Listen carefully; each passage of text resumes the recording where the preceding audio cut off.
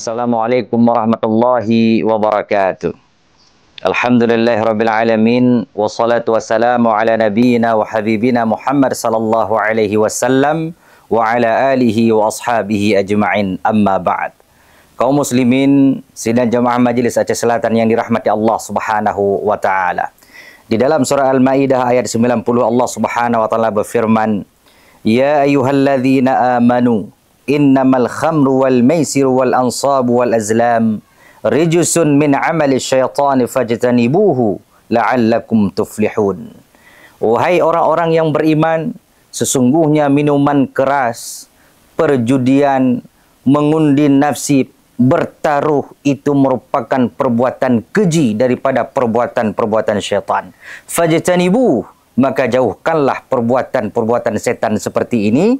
Mudah-mudahan kalian menjadi orang-orang yang menang dalam kehidupan dunia dan kehidupan akhirat. Sekarang ini lagi marak-maraknya perjudian melanda generasi muda kita, dan bahkan tingkat anggota legislatif pun terjerumus di dalam perjudian online era modern ini. Sebenarnya sidang jamaah yang dirahmati Allah Subhanahu wa taala, kalau kita melihat daripada hadis Rasulullah sallallahu alaihi wasallam, ada dua penyakit yang menimpa seseorang yang candu dengan game online ini.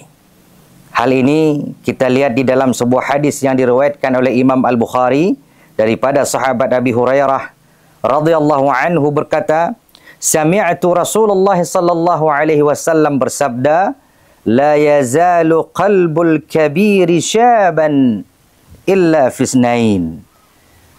Hati manusia itu akan menua.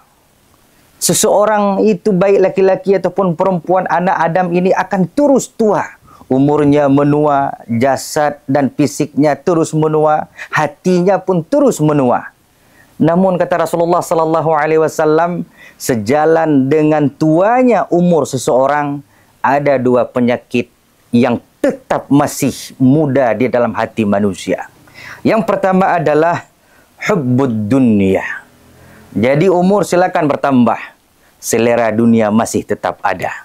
Jadi tidak heran kita kadang-kadang kita melihat yang sibuk dengan chip, yang sibuk dengan orang yang mengadu ayam, yang bertaruh dalam berbagai pertandingan. Kadang-kadang sudah putih semua rambutnya. Tidak heran Rasulullah sudah menyampaikan, umur boleh tua, tapi selera dunia itu masih tetap ada dalam hati manusia. Dan yang kedua adalah watulul amal. Penyakit yang melekat bagi manusia yang candu dengan perjudian, game online, pertaruhan dan lain sebagainya adalah tulul amal, yaitu memiliki angan-angan yang begitu tinggi.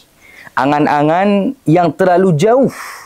Apalagi kalau dalam pertaruhan dan perjudian ada harapan, ada keinginan bisa jadi ini akan menang, menjanjikan kemenangan, padahal pada hakikatnya adalah kemenangan tersebut adalah kemenangan yang semu.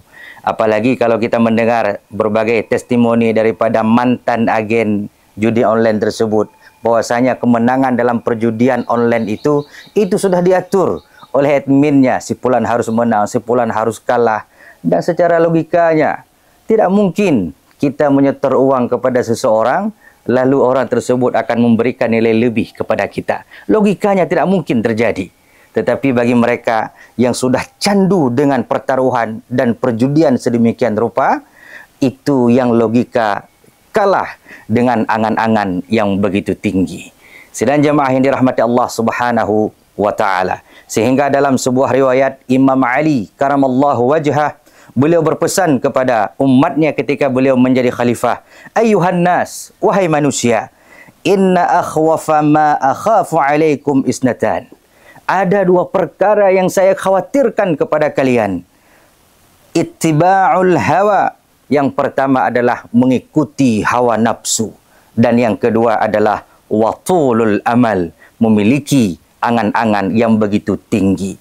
Fa'amma ittiba'ul hawa fayasuddu 'anil haqq.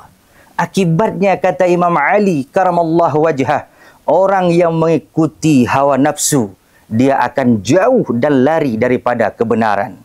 Wa amma tulul amal, adapun orang yang memiliki angan-angan yang tinggi, fayunsiyal akhirah, maka dia akan melupakan kehidupan akhiratnya.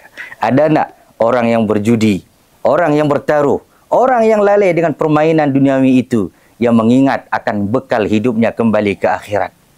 Benar yang disampaikan oleh Sayyidina Ali karamallahu wajhah, penyakit hawa nafsu, cinta dunia, tinggi angan-angan dan cita-cita yang di luar jangkauan manusia akan menjauhkan mereka daripada kehidupan yang dikehendaki oleh Allah Subhanahu wa ta'ala.